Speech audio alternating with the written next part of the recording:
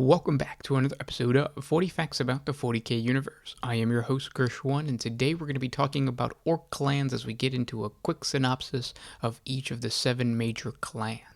If you're new to the channel, subscribe. We post Warhammer 40K lore videos every single day. If you have any suggestions or questions, please comment down below. And if you enjoy our content, thank our patrons on Patreon. It is because of them that we can do this. There's a link in the description if you guys want to support as well. And don't forget to hit the like button. That really does help out. But with that said, let's get into a quick synopsis of the 7 major clans.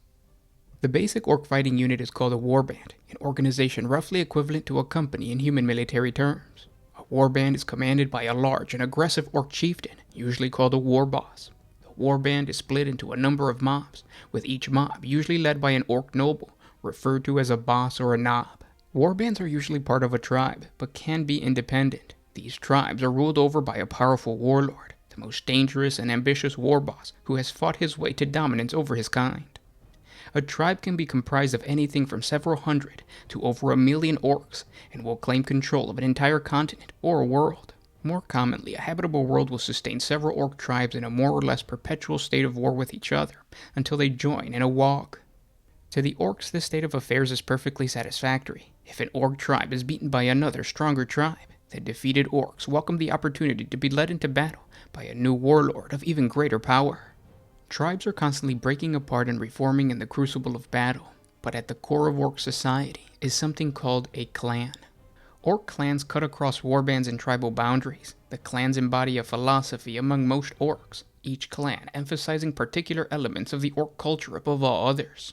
Some orcs become obsessed with their clan ideals, so much so that they seek out like-minded individuals and join with them to create a warband which completely exemplifies the purest trait of their clan. However, most tribes are less dominated by their clan ideals, and clan values merely serve to install a sense of unity and to make a common enemy of tribes which are part of other clans. A large tribe usually contains many different clans, and each clan has its own distinct character and identity. There are 7 major clans that have spread from one side of the galaxy to the other. These are the Goths, the Snakebites, the Bad Moons, the Bloodaxes, the Death Skulls, the Evil Sons, and the Freebooters. The orcs that belong to the Goths clan are the biggest, meanest, and most brutish of their kind, and that's saying something for a greenskin. Of all of the clans, the Goths are the most inspired by the thrill and thunder of battle. Goths will take any excuse to start a brawl, even amongst themselves. As a result, the Goths are specialists in hand-to-hand combat, and they prefer their battles up close and personal. Goth armies are notorious for the sheer number of orc infantry they muster in times of war. A Goth mob is usually at least 20 strong, and a true Goth horde has hundreds of times that number at its heart. When the Goths go to war, the ground shakes to the thump of thousands of steel-capped boots. The Goths use the bull's head as their clan emblem, as they feel a kinship to the bad-tempered and violent beasts. They dress predominantly in black, and see the gaudy colors sported by other clans as inappropriate for a serious orc warrior. Though they sometimes decorate their war gear with checkers and dags, camouflage is all but unheard of, being viewed as cowardly in the extreme by the older, more traditional Goths. After all, what self-respecting orc would want to do himself out of a good fight by hiding himself from the enemy like a sniveling grot? The orcs that belong to the Evil Sons clan are irresistibly attracted towards fast vehicles and loud noises. They have an unquenchable need to careen around the battlefield at great speeds, plowing into the ranks of the enemy before racing off to cause more carnage elsewhere. Though an Evil Sun's army will include foot troops, these infantry mobs will usually save up their teats for when they can afford a vehicle of their own. The Evil Sons never stay in one place for long, and are always on the lookout for new victims and settlements to slaughter. The armies of the Imperium find it extremely difficult to engage the Evil Sons on anything other than the orcs' terms, for the clan's supercharged trucks, battle wagons, and buggies can outmaneuver the heavy vehicles of the Imperium with ease. The emblem of the Evil Sons clan is a blood-red orc face, grimacing from the heart of a sunburst. They wear red clothes and often paint their machines red too, firmly believing in the old orc adage that red goes faster. Evil Sun war bosses will usually have their vehicles painted red, from the grille to the exhaust. The habit of painting the vehicles red has its roots in the ritual covering of the orcs' mounts with the blood of the foe, a practice that is still observed by some of the older Evil Sun tribes. The orcs of the Bad Moons clan are the richest of the orc clans. This is because their teeth grow faster than anyone else's, meaning that even the lowliest Bad Moon has a steady supply of wealth. This is not regarded as an unfair advantage, as any orc, big and nasty enough, can simply smash the teeth out of a Bad Moon's head. The Bad Moons fulfill the role of a merchant class in the orc society, and have a reputation for showing off. The vehicles used by the Bad Moons are always covered with decorations. A mob of Bad Moon knobs on foot will bristle with personalized combi weapons and gold-plated death guns, sauntering into battle with enough firepower to slaughter a whole platoon of the enemy. These heavily armored orcs think it's funny to cut down an enemy unit just as a rival orc clan is about to engage them in melee. Bad Moons love gold more than any other metal, and will commonly sport a couple of glinting teeth in their grins. They favor golden, yellow, and black for their war gear, taking a snarling moon on a field of flames as their clan emblem. Their armor and war gear is painted with gaudy patterns in the clan's colors, and will have more jewelry and piercings than any other clan. However, only a fool underestimates the raw strength of the orc beneath the ostentation. The orcs of the Snakebites clan are considered backwards by most technologically minded tribes, for they still follow the old ways. As a result of this rugged lifestyle, Snakebites are usually weather-beaten and as tough as an old boot. They are experts in the field of breeding stock, and their grots and squigs are the fiercest in all of orcdom. The Snakebite clan's name and emblem come from the rite of passage that involves the young orc aspirant goading an extremely poisonous serpent into biting him, and then sucking out the venom to prove his toughness. Snakebites hence build up a resilience to natural poisons, and keep snakes as pets. They always carry a selection of venomous beasts with them when they migrate to a new planet, in case the local serpents prove disappointing. Snakebite run herders breed large numbers of Gretchens, who come in very handy when feeding the large creatures in the infamously pungent snakebite menageries. In times of war, the Grots are given crude weapons and herded into battle, often manning batteries of guns and accompanying vengeful weird boys. When the Snakebites launch an assault, it is with shocking ferociousness, as the enemy is buried under an avalanche of battle-crazed orcs, snapping squigs and stabbing Gretchen. The orcs of the Bloodaxe clan are held by other clans to be a bunch of untrustworthy gits. They trade openly with the Imperium, parlaying with the foe, and will even consider retreating from battle if faced with insurmountable odds. Perhaps once intended to make the Bloodaxes natural leaders, these qualities have instead earned them a reputation as treacherous scumbags. In fact, most of the Bloodaxe reputation is undeserved. True, they have made most contact with the forces of the Imperium, occasionally fighting as mercenaries and making extensive use of Imperial war materials. But then every orc had seen the funny side of extorting weapons from a human planet, only to use them against their former owners.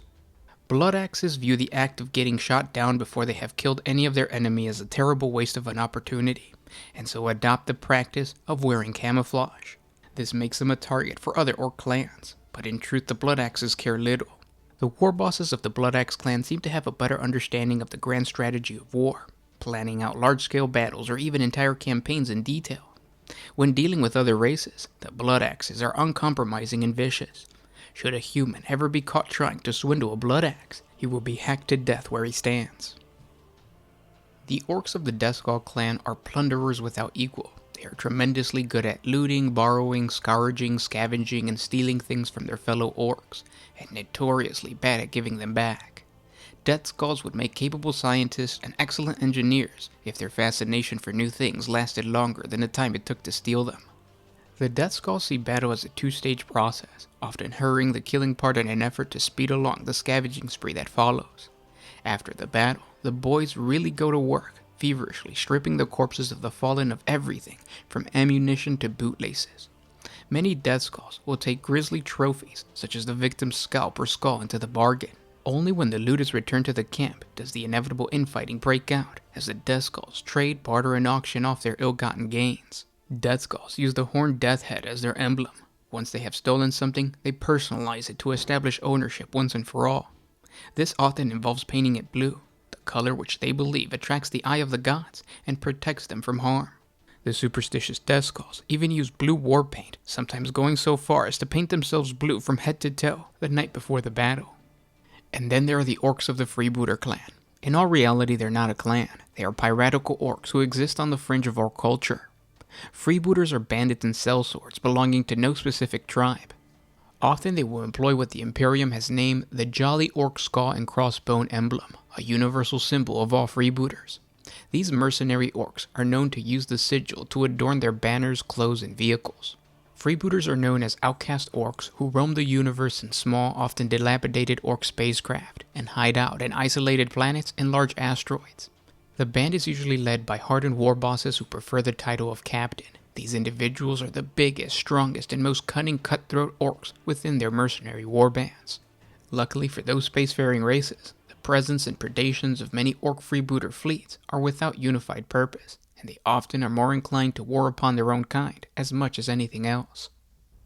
And those were 40 facts on the 7 major clans of the orcs. I hope you guys enjoyed this video. If you have a friend who is new to 40k, wants to start orcs, show him this video so that he can get an understanding of all the different clans, and also get an understanding of the fact that you can have a warband and you don't necessarily have to choose a specific clan. You can have a clan or you can have a warband with multiple clans inside of one, which is kind of what I'm doing with the Crusade. I have some bad moods and some speed freaks, and I'm only using the speed freaks because of their battlefield role. Like their thing in the actual book or the tabletop is really, really good.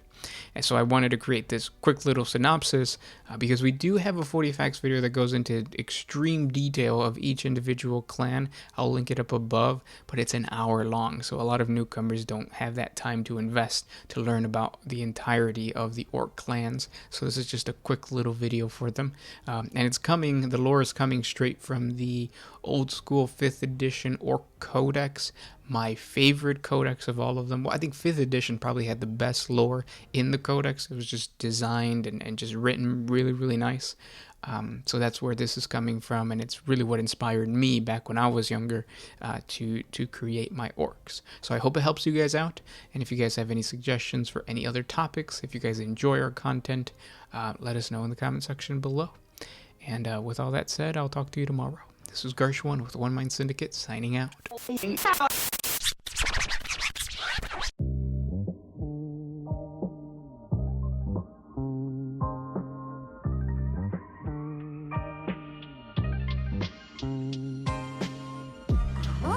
used to put my freedom first in any situation.